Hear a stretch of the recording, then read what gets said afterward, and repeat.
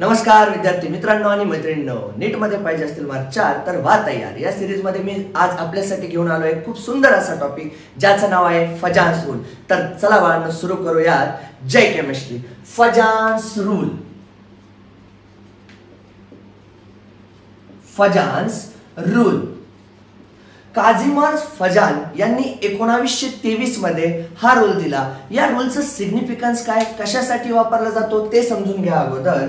हा रूल जो आहे तो यूज केला जातो कशासाठी, to find the covalent character present in ionic bond. काय फाइंड करायचं आपल्याला, covalent character, covalent character in an ionic bond, in an ionic bond. म्हणजे आपला कुठलाच बॉन्ड 100% आयोनिक किंवा 100% कोव्हॅलेंट नसतो।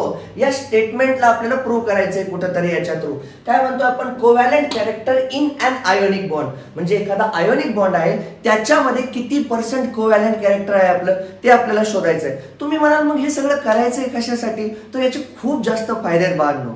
जसं की सगळ्यात अगोदर मी तुम्हाला सांगू इच्छितो की आपल्याकडे समजा दोन कंपाऊंड दिले ते आणि सांगितलं की यांचा मेल्टिंग किंवा बॉइलिंग पॉइंट कंपेअर करा, तर आपल्याकडे काहीच ऑप्शन नसतं। तर अशा वेळी आपल्याला त्याचं फजान्स रूल नुसार कोव्हॅलेंट कॅरेक्टर फाइंड केल्यानंतर आपण त्याला डिटरमाइन करू शकतो की कुणाचा मेल्टिंग पॉइंट, कुणाचा बॉइलिंग पॉइंट कुणापेक्षा किती जास्त आहे। दुसरी गोष्ट, सोल्युबिलिटी इन वॉटर। सोल्युबिलिटी कशी आपल्याला माहिती आहे, पोलार डिझॉल्व इन पोलार, म्हणजे आयोनिक कंपाऊंड हे वॉटर मध्ये लवकर सोल्युबल होतात। मग दोन कंपाऊंड जर दिले, जर आपण त्याच्यात शोधलं की कुणाचं आयोनिक कॅरेक्टर जास्त आणि कुणाचं कोव्हॅलेंट कॅरेक्टर जास्त, त्याच्यावरून आपण त्याची सोल्युबिलिटी पण ठरवू शकतो। आणि नंबर 3 आणि सर्वात महत्त्वाचं, थर्मल स्टेबिलिटी। थर्मल स्टेबिलिटी म्हणजे काय की टेम्परेचर वाढल्यानंतर कोन तुमचा तुटणार नाही किंवा हायर टेम्परेचरला पण कोन स्टेबल राहील। तर याचं काय असतं, आयोनिक कंपाऊंड जे असतात ते तुमचे जास्त स्ट्रॉंग असतात, ते लवकर ब्रेक होत नाहीत। तर मग आपण जर शोधलं की आयोनिक कॅरेक्टर कुणात जास्त आहे, कोव्हॅलेंट कॅरेक्टर कुणात जास्त आहे, त्याच्यावरून आपण त्याची थर्मल स्टेबिलिटी सुद्धा शोधू शकतो। हे सगळं मी काही महत्त्वाचे एक्झाम्पल थ्रू तुमच्या समोर प्रूव्ह करेल। ठीक आहे, तर चला बाळांनो मग आता बघूयात की हे फजान्स रूलने सांगितलंय तरी काय। यांनी 3 गोष्टी दिल्या ते बाळांनो। नंबर 1 काय सांगितलंय त्यांनी, small cation, small cation and large anion। Small cation and large anion। Small cation, cation जर छोटा असेल, कॅटायन म्हणजे काय, जेव्हा आपण एखाद्या न्यूट्रल इलेमेंट मधून एक इलेक्ट्रॉन काढून घेऊ, न्यूट्रल ॲटम मधून एक इलेक्ट्रॉन काढून घेऊ, दॅट टाइम तो काय बनेल, कॅटायन बनेल। किंवा एखाद्या न्यूट्रल ॲटम मध्ये एक इलेक्ट्रॉन ऍड करू, त्याला इलेक्ट्रॉन गेन एन्थाल्पी म्हणू आपण, त्यावेळी तो काय बनेल, आपला anion बनेल। त्यावेळी तो काय बनेल, आपला anion बनेल। तर त्यांनी सांगितलं स्मॉल कॅटायन, त्यांनी सांगितलं लार्ज anion। असं का बरं बाळांनो, दोन छोट्याशा गोष्टी आहेत। कॅटायनच्या बाबतीत सांगतो तुम्हाला, जर समजा आपण कॅटायनला कन्सिडर, हा कॅटायन आणि anion म्हणजे काय बाळांनो, ज्याच्यावरती निगेटिव्ह चार्ज। चला इथे आपण anion बद्दल बोलूयात। anion हा आपला निगेटिव्हली चार्ज आयन म्हणूयात आपण। ठीक आहे बाळांनो, चला कॅटायन anion बद्दल बोललो। आता होतं काय बाळांनो, एक गोष्ट आहे महत्त्वाची कॅटायनच्या बाबतीत, याच्याकडे असतो पोलरायझिंग पॉवर। काय असतो, पोलरायझिंग पॉवर। महत्त्वाची गोष्ट आहे खूप जास्त बाळांनो। आणि याच्याकडे असते पोलरायझेबिलिटी। पोलरायझेबिलिटी, पोलरायझेबिलिटी म्हणजे काय, तर याने इलेक्ट्रॉन दिल्यामुळे याच्यावरती पॉझिटिव्ह चार्ज आलाय, आपण असं म्हणू इथे। ठीक आहे, आणि याने काय केले, इलेक्ट्रॉन घेतल्यामुळे निगेटिव्ह चार्ज आलाय असं आपण म्हणू इथे। आता होतं काय बाळांनो, हा इलेक्ट्रॉन दिल्यामुळे काय करतो, आता पॉझिटिव्ह झाल्यामुळे दुसरा शेजारी जो दिसेल त्याचे इलेक्ट्रॉन खेचण्याचे काय करतो, प्रयत्न करतो। आणि त्याच प्रयत्नात काय होतं, जर हा छोटा असेल तर याचा न्यूक्लियस जास्त जोरात काय करू शकतो, इलेक्ट्रॉन त्याचे खेचून घेऊ शकतो, कारण इलेक्ट्रॉन खेचणारा कोण, पॉझिटिव्हली चार्ज न्यूक्लियस, बरोबर। ऑन द अदर हँड मग इथं जर आलो आपण anion कडे, तर anion जितका मोठा तितका त्याचा बाहेरचा इलेक्ट्रॉन न्यूक्लियस पासून दूर, मग तितकं सोपं जातं याला तो इलेक्ट्रॉन स्वतःकडे ओढण्यासाठी। आता बघा ना, सुरुवात काय झाली होती, आयोनिक बॉन्ड मध्ये याने इलेक्ट्रॉन दिला, पॉझिटिव्ह बनला, घेतला, निगेटिव्ह बनला। पण थोड्या वेळानंतर याचा इलेक्ट्रॉन जो आहे समजा तो इकडे इकडे शिफ्ट होतोय आणि हा त्याला ओढतोय, मग हा इलेक्ट्रॉन कुठे येतोय बाळांनो, यांच्या मध्ये यायला लागतोय आणि जेव्हा इलेक्ट्रॉन मध्ये येतो त्यालाच आपण काय म्हणतो बाळांनो, मग कोव्हॅलंट बॉन्ड तर म्हणतो. मग त्यामुळे जेवढा तुमच्या कॅटायनचा पोलरायझिंग पॉवर जास्त तेवढा तो जोरात इलेक्ट्रॉन ओढणार, जेवढा तुमच्या एनायनची पोलरायझिबिलिटी जास्त तेवढा तो इझिली इलेक्ट्रॉन इकडे देणार आणि मग त्यामुळे काय डेव्हलप होणार, तर त्यामुळे डेव्हलप होणार मग कोव्हॅलंट कॅरेक्टर. आणि याच कारणामुळे म्हटलंय की कॅटायन कसा पाहिजे, स्मॉल, कारण त्याचं काय असणार मग तिथं पोलरायझिंग पॉवर खूप जास्त असणार.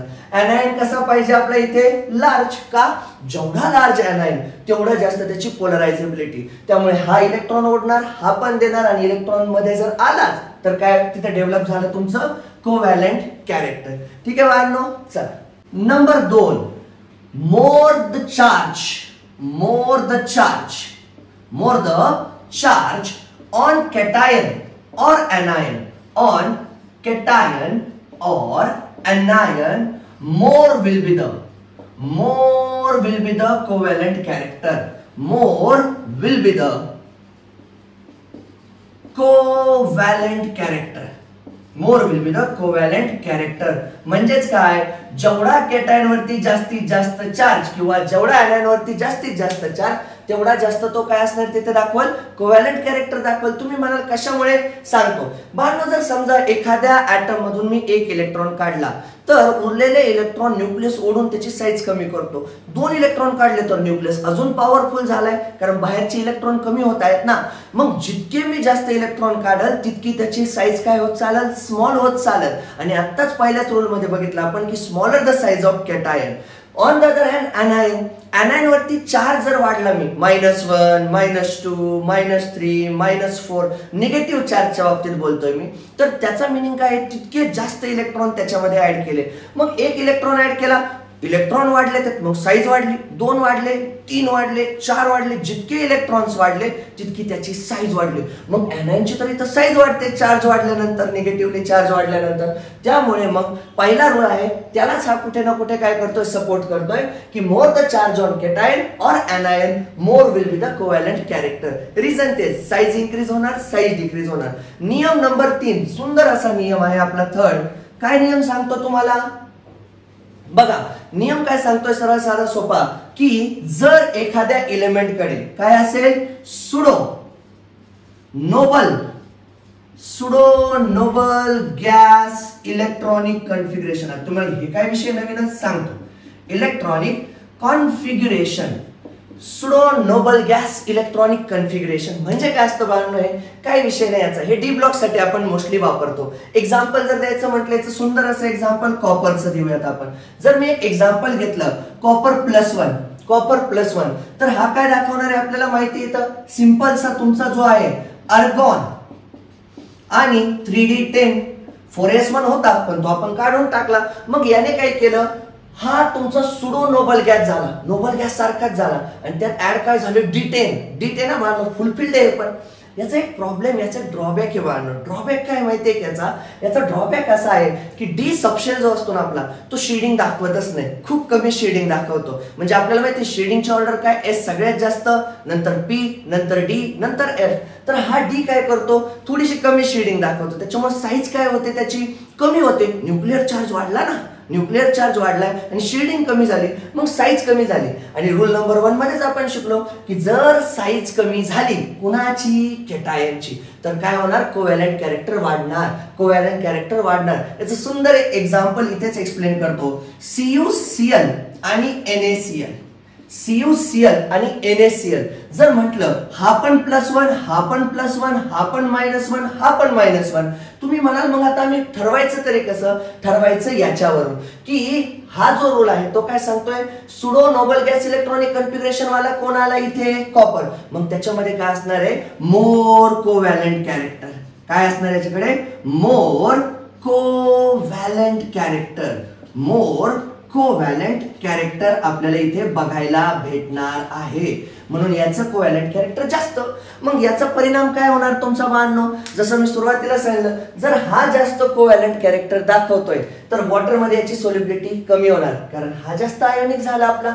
ते दुसरी गोष्ट काय सांगितली याच्याबद्दल मी, मेल्टिंग पॉइंट, याचा मेल्टिंग पॉइंट जास्त असणार, याचा कमी असणार तुमचा, ठीक आहे. थर्मल स्टेबिलिटी, हा हाय टेम्परेचरला स्टेबल असणार आहे, हा हाय टेम्परेचरला तितका स्टेबल नसणार आहे जितका हा आहे. तर हे असे 3 नियम आहेत बाळांनो, 3 रूल आहेत फजांचे. एनसीईआरटीत अजून एक छोटीशी एक लाईन तिथे ऍड केलेली आहे आणि सिंपल फंडा एक्सप्लेन करतो, लगेच कळून पण जाईल तुम्हाला. बाळांनो, हा आपला समजा पिरियडिक टेबल जर आपण कन्सिडर केला तर त्यांचं म्हणणं आहे एस, इथे आपला डी आणि इथे पी, असे त्यांनी S block, D block, P block बद्दल बोललंय की त्यांचं म्हणणं आहे जर तुम्ही एस आणि डी च्या कॉम्बिनेशन वाला एखादा कंपाऊंड बनवला, फॉर एक्झाम्पल कॉपर आणि क्लोरीन, ठीक आहे, सॉरी फॉर एक्झाम्पल तुमचा NaCl काय केलं, NaCl मध्ये Na आणि Cl, S आणि P, आणि दुसरा कंपाऊंड कोणाचा बनवला तुमचा D आणि P चा, D मध्ये कोण आहे कॉपर आणि P मध्ये कोण आहे क्लोरीन. तर मग त्यांचं म्हणणं असं आहे की जो तुम्ही बनवलाय S आणि P चा, त्याच्यामध्ये तुमचं काय असणार आहे, आयोनिक कॅरेक्टर जास्त असणार आहे आणि D आणि P वाल्यामध्ये कोव्हॅलेंट कॅरेक्टर जास्त असणार आहे. लॉजिक एकदम simple, metal non metal ionic, इकडे जात असताना मेटॅलिक कॅरेक्टर डिक्रीज होत आहे, म्हणजे याच्या कंपॅरिझन मध्ये एस च्या कंपॅरिझन मध्ये डी वाला जो मेटल असेल त्याच्यात कमी मेटॅलिक कॅरेक्टर आहे, म्हणून नॉन मेटलच्या जवळ जवळ हा आलाय ऑलमोस्ट आपला, त्यामुळे याच्यामध्ये कोव्हॅलेंट कॅरेक्टर जास्त झालंय बाळांनो. तर हे 3 नियम आहेत आपले, ज्याच्यानुसार काय करता येतं आपल्याला, फजाल्स रूल नुसार आपल्याला कोव्हॅलेंट कॅरेक्टर डिटरमाइन करता येतं. कशामधलं, आयोनिक कंपाऊंड मधलं. आता मस्त असे एक 2, 4, 5 एक्झाम्पल मी तुमच्या समोर एक्सप्लेन करतो आणि तुम्हाला हा परफेक्टली समजून जाईल. चला तर बाळांनो, काही एक्झाम्पल सॉल्व्ह करूयात जे आतापर्यंत आपण शिकलो त्याच्या बेसिस वरती. 2 कंपाऊंड दिलेत, कोणाचं कोव्हॅलेंट कॅरेक्टर जास्त आणि कोणाचं आयोनिक कॅरेक्टर जास्त, याच्याबद्दल आपण डिस्कस करूयात. BeCl2 BaCl2 एनायन दोन्हीकडे सारखाच आहे, मग आपल्याला कशावरती करावं लागेल याचं क्लॅरिफाय याला, कॅटायन वरती. आता बेरिलियम आणि बॅरियम हे दोघं पण तुमचे कसे आहेत, +2 वाले आहेत, हा पण +2 मध्ये, हा पण +2 मध्ये. मग प्रश्न असा पडेल तुम्हाला की चार्जेस पण सेम आहे, मग साईज वरती जायचं बाळांनो. आपल्याला माहिती आहे आपला ग्रुप 2 काय सांगतो तुम्हाला, बेटा मांगे कार स्कूटर बाप राजी, म्हणजे बेरिलियम टॉपला येतोय आपला आणि खाली जाताना ॲटॉमिक साईज वाढते, त्याच्यामुळे बॅरियमची ॲटॉमिक साईज काय आपली ही जास्त आहे कुणाच्या कंपेअर मध्ये, बेरिलियम. आणि आपण काय शिकलो, ज्याची कॅटायन जो छोटा तो कोव्हॅलेंट कॅरेक्टर जास्त, म्हणून इथं असं लिहितो मी मोर सीसी. बाळांनो, सीसी म्हणजे कोव्हॅलेंट कॅरेक्टर, मोर सीसी, ठीक आहे. आता NaBr आणि AlBr3 मध्ये आपण बघूयात, इथे ब्रोमीन वरती -1 वालाच आहे, हा पण -1 वाले 3 आहे. मग आता आपलं काय झालं, इथं पुन्हा कॅटायन वरती डिपेंड करेल. सोडियम वरती चार्ज +1, ॲल्युमिनियम वरती चार्ज +3, याला -1 × 3 लिहितो पाहिजे तर प्रॉब्लेम नको यायला, म्हणून काय -1 × 3, ठीक आहे. काय झालं मग, more the charge on cation smaller will be the size, आणि smaller will be the size more will be the covalent character, म्हणून याचं कोव्हॅलेंट कॅरेक्टर काय झालं, जास्त झालं, मोर सीसी कोव्हॅलेंट कॅरेक्टर जास्त झालं. एक्झाम्पल नंबर 3 बघूयात बाळांनो आपण. एक्झाम्पल नंबर 3 मध्ये काय आहे, कॅल्शियम कॅल्शियम. आता इथे तर कॅटायन सेम आला, चार्जेस तर बटवर बेस सेमच आहे, +2 वाला आहे, +2 वाला आहे. फ्लोरीन पण -1, आयोडीन पण -1, अरे बापरे, चार्जेस तर सेम झाले. पुन्हा आपण जायचंय बाळांनो त्याच्या साईज कडे. फ्लोरीनची साईज छोटी, आयोडीनची साईज मोठी, एनायन जितका मोठा तितका जास्त त्याच्यात कोव्हॅलेंट कॅरेक्टर, मग म्हणून याला काय म्हटलं मी, मोर सीसी, ठीक आहे. चला 4th मध्ये बघूयात बाळांनो. आता मॅग्नेशियम, नायट्रोजन आणि फ्लोरीन बद्दल आपण बोलतोय. जर आपण इथे व्यवस्थित विचार केला तर नायट्रोजन वरती चार्ज येईल -3, -3 × 2 -6 +2 × 3 +6, ठीक आहे. आणि फ्लोरीनचा विचार केला तर -1 येतोय, -1 येतोय. आपण काय शिकलो बाळांनो, ज्याच्यावरती निगेटिव्ह चार्ज जास्त असा एनायन लार्जर असणार, आणि एनायन जितका लार्जर असणार तितका तो काय करणार, कोव्हॅलेंट कॅरेक्टर जास्त दाखवणार, म्हणून हा झाला आपला मोर सीसी, मोर कोव्हॅलेंट कॅरेक्टर वाला. इथं आलो आपण आता Na2CO3 CaCO3. विषय काय आहे, तुमचा कार्बोनेट आयन दोन्हीकडे पण आहे. प्रश्न कुठं आला मग तुमचा, सोडियमचा +1 कॅल्शियमचा +2.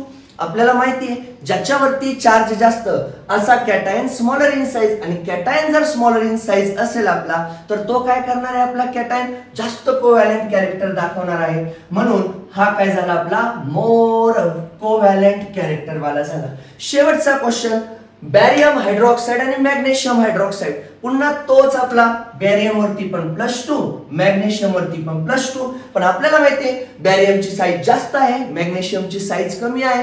Smaller the cation more will be the covalent character, म्हणून हा मोर कोव्हॅलेंट कॅरेक्टर वाला झाला. आता मजा कुठे येते वाढणं, क्वेश्चन सरळ असा नाही ना विचारित प्रत्येक वेळी की कोव्हॅलेंट कुणाचं जास्त कुणाचं कमी. क्वेश्चन विचारला जातो बॅरियम हायड्रॉक्साइड आणि मॅग्नेशियम हायड्रॉक्साइड मध्ये सोल्युबिलिटी कुणाची जास्त. आता तुम्ही मला सोल्युबिलिटी जास्त कसं शोधणार आम्ही, सोपं आहे ना रे बाळांनो. काय सांगतो मी, जितकं जास्त आयोनिक कॅरेक्टर तितकी जास्त सोल्युबिलिटी. आता याचं कोव्हॅलेंट कॅरेक्टर जास्त आहे म्हणजे आयोनिक कॅरेक्टर याचं जास्त, तर हा जास्त सोल्युबल. ठीक आहे. किंवा विचारलं कसं जातं याच्या पुढे जाऊन तुमचं की विच अमंग द फॉलोइंग, जसं समजा या दोघांमध्ये विचारतात there are 2 carbonates, sodium carbonate and calcium carbonate, which among the following will be thermally more stable, किंवा कुणाचं डिकम्पोजिशन होईल, कोण तुटून जाईल. सोडियम आणि कॅल्शियम, ज्याच्यात कोव्हॅलेंट कॅरेक्टर जास्त तो काय करणार, तुमचा कोव्हॅलेंट बॉन्ड कडे जास्त प्रिफर करणार. हा तुमचा आयोनिक बॉन्ड कडे आला. आयोनिक बॉन्ड हा स्ट्रॉंग आहे आपला, त्याच्यामुळे हा जास्त स्टेबल आहे. मग याचं डिकम्पोजिशन होतं, रेडॉक्स मध्ये शिकले असाल तुम्ही, कॅल्शियम कार्बोनेट घेऊन कॅल्शियम ऑक्साइड प्लस CO2. ठीक आहे. मग याचं डिकम्पोजिशन होतं म्हणजे थर्मली मोर स्टेबल. अशा प्रकारे बाळांनो याच्यावरती काय काय प्रश्न विचारू शकतात तुमचे, थर्मल स्टेबिलिटीचे काय विचारू शकतात, तुमचे सोल्युबिलिटीचे काय विचारू शकतात, तुमचे मेल्टिंग पॉइंट कुणाचा जास्त असेल कुणाचा कमी. फॉर एक्झाम्पल आपण इथे आलो आणि विचारलं की कुणाचा मेल्टिंग पॉइंट जास्त आहे, बरं बाळांनो तुम्ही सरळ सांगून द्याल की याचा कोव्हॅलेंट कॅरेक्टर जास्त आहे, याचा आयोनिक कॅरेक्टर जास्त आहे. आयोनिक कॅरेक्टर वाल्याचा तुमचा मेल्टिंग पॉइंट जास्त असणार, CaF2 चा मेल्टिंग पॉइंट जास्त असेल ऍज कम्पेअर टू CaI2. ठीक आहे बाळांनो. तर हे अशा प्रकारे तुम्हाला एक्झाम्पल विचारले जातात आणि आपल्याला त्याची इझिली उत्तर देता येतील. खूप खूप खूप महत्वाचा आणि खूप सुंदर टॉपिक आहे, प्लीज याला व्यवस्थित करून घ्या. जर पुन्हा पुन्हा पुन्हा पुन्हा रिवाइज करत राहा, बघत राहा, कारण खूप महत्वाचा आहे बाळांनो हा टॉपिक. ठीक आहे बाळांनो. तर चला, खूप खूप धन्यवाद तुम्ही हा व्हिडिओ बघितलात त्याबद्दल. एक छोटंसं काम करा फक्त आता, आपल्या चॅनलला सबस्क्राईब करा, लाईक करा, शेअर करा. लवकरच घेऊन येतो पुन्हा एक नवीन टॉपिकचा सुंदर असा व्हिडिओ. तोपर्यंत जय केमिस्ट्री.